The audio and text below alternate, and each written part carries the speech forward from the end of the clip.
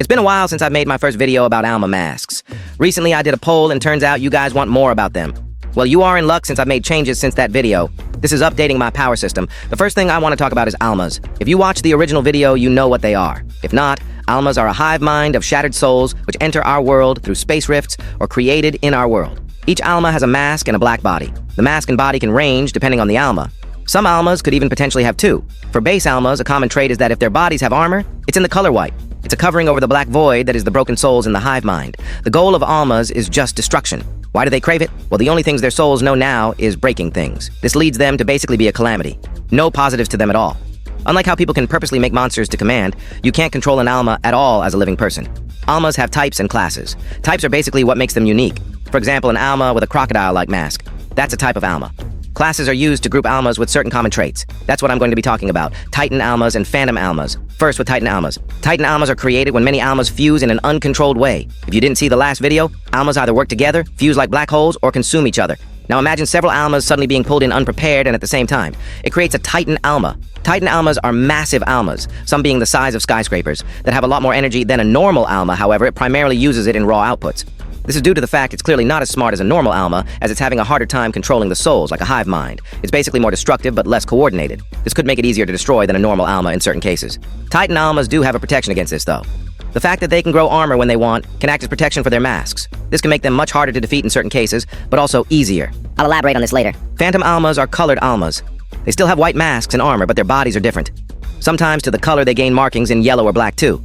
Phantom Almas are a tier above because not only are they smarter, but they have similar energy to Titan Almas, can generate armor and weapons, and they are able to take way more extravagant shapes. For example, one of them could look like a stingray with a really long tail. You can tell their strength by looking at them. This is because of their color. Purple is the weakest, while white is the strongest. The progression is between weak rays of light to strong ones. So red is the second strongest, while indigo is the second weakest. The markings they have don't tell anything. They are just a visual detail to break up the colors, especially yellow, as that's an annoying color to deal with.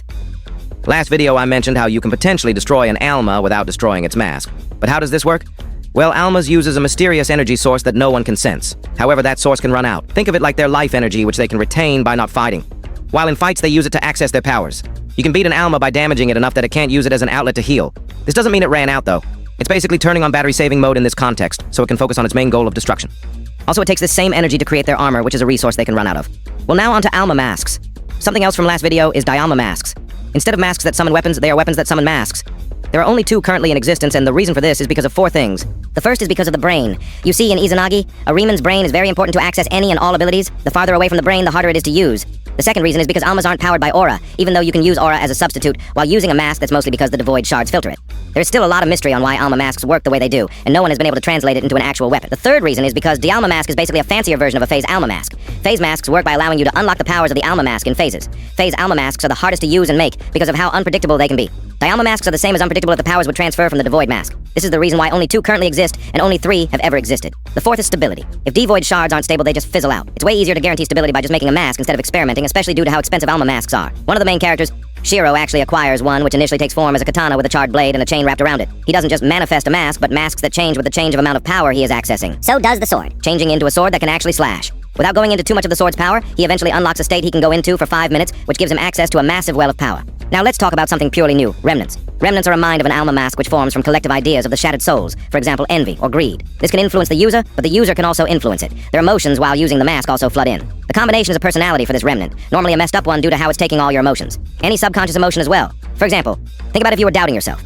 The Alma mask would gain a personality that eggs you on to give up while wearing it.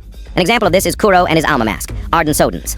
At this time of Kuro's life, he was basically a loner. There's extremely more context to that, but that's all I'm giving so I don't spoil one of my favorite arcs. Because of this, Arden Sodens gained a personality of being cocky and self-destructive due to its already wrathful nature. Another example of this is Shiro's Dialma mask. It's unique in the fact it formed a remnant before even becoming an Alma mask. This is because of one of the shattered souls being more dominant over the other and controlling the hive mind with primarily their own ideas. These kinds of Alma masks are always harder to control as there is something to resist the user if they attempt to control it. Moreover, this is what prevents some people from saying the Alma mask's name. If you didn't know, saying an Alma mask's name is basically a power-up.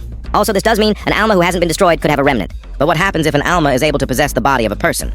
How could this affect a remnant? Well, glad someone asked. A husk is a living body without a soul. If an Alma possesses one, it is able to gain the body of a person, which is really dangerous because of this one thing. They can access Ray Aura. Ray Aura is aura you get by getting deeper into the flow. It basically means the longer you fight, the more you can gain. This makes an Alma more powerful, as not only does it have a mysterious energy, but it also has Ray Aura. In addition to this, they have the specials of an Alma cause. Obviously, they are an Alma. The reason they can do this is because their bodies are shattered souls. Parts of them, like their mask and armor, fuse to the body to be seamless, with only a few obvious details. For example, parts under the eyes, which are white plates. These Almas are known as primordial Almas. These Almas have the most potential to grow, which makes them the most dangerous. For the Remnants, they are basically given more chances to develop their personality because of this, as they aren't limited by the instinct to destroy anymore. They gain the natural instincts of the body. The final thing I'm talking about is Phantom's Caucusum, same name as Arc 7. Phantom's Caucusum is basically a place not in the mortal plane where most Almas congregate just because it's the location of where most souls shatter. It's also the place that rifts off into our world the most. Because of this, you can find a lot of Almas there. I don't have much else to talk about here, but if you want to find out more about this power system, check out this video.